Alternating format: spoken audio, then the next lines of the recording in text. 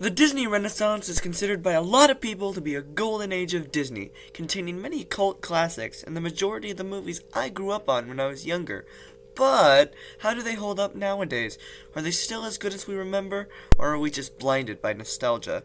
Today I'm going to sit down and rank all 10 feature films of the Disney Renaissance, from Little Mermaid to Tarzan.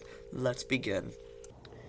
My disappointment is immeasurable, and my day is ruined. Tarzan is kinda lame. I never was the biggest fan of the movie as a kid, and I'm still not a big fan of it now. The opening scene with the murder of Tarzan's parents and the discovery of baby Tarzan is really good, but other than that, it's not really rewatchable for me. The music isn't really that great or memorable, and I really think that they should have made it an actual musical instead of Phil Collins singing all the songs. The characters range from forgettable to annoying, and if I was gonna watch a movie about an orphan raised by animals in the jungle, I'm probably just going to turn on The Jungle Book, which is a much better movie in my opinion. They call her Pocahontas. Pocahontas is an interesting one. I think it had a lot of potential to be both entertaining and educational, which I know is a very foreign concept to kids. However, this movie is kinda boring. Colors of the Wind is a beautiful musical number, and I really like Savages as a villain song, but that's about it. I normally just watch those two videos on YouTube, then go off of real life events. Not a great way to watch a movie, but I'm not gonna stick to watch this when I could just research it. Also, Pocahontas and John Smith is the most disgusting Disney romance I've seen, and I don't want to think about it ever again. Now we get into the movies which I really like. This part was really hard to make, but for the sake of the video, it had to be done. We should be past being surprised that it's a woman doing a job, shouldn't we? It really pains me to start putting such good films at low spots. It sounds harsh to have Mulan at number 7, but the other movies on this list are just better. I think the story of Mulan is so cool, and she's one of my favorite Disney princesses. And Mishu is great, of course. The villain is kinda weak in my opinion, but that's the main reason I'm bringing it down on this list. But it's still an amazing film. Why did Disney have to ruin the live-action version? It was really bad, but we're not here to talk about that. The animated version is still a classic. It just didn't make higher up.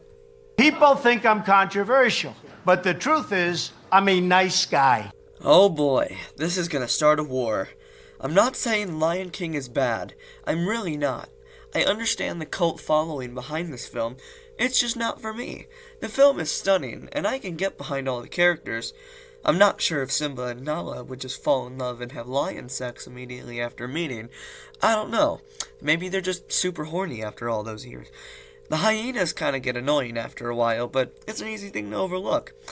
I just can't get behind all the hype of it being the greatest Disney movie of all time, like most people say. Please try and keep your comments as kind as possible. I really like this movie.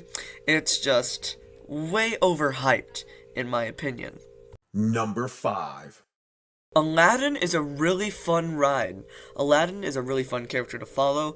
Jasmine is a badass, and of course, the genie steals the show in every scene he's in. Robin Williams kills it. Jafar is kind of a dweeb and should just stick to being number 2, but of course, if you don't get number 1, you gotta overthrow your country. But overall, the scenes with Genie raises this film above Lion King, and I never really liked this film as a younger kid, but it's definitely raised up for me.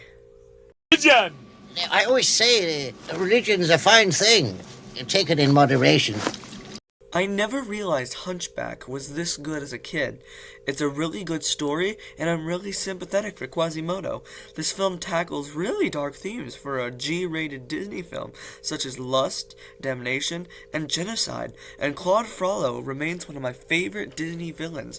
The real thing bringing this down is the gargoyles who mess with the tone of this film, but other than that, I would say this film is top-tier Disney, and this is only number 4 on the list.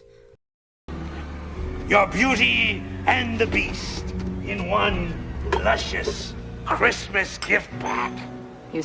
Beauty and the Beast was probably my most rewatched Disney movie next to Peter Pan, and I gotta say, it holds up so well. Belle is my favorite Disney princess, and all of the characters in the castle are just so fun.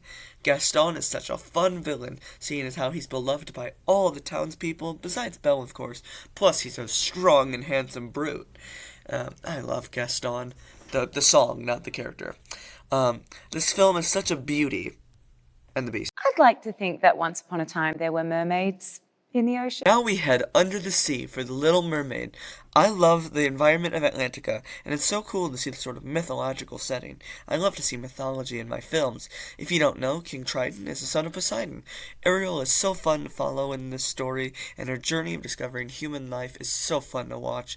Sebastian and Flounder are really fun side characters, and of course, Ursula is a great villain.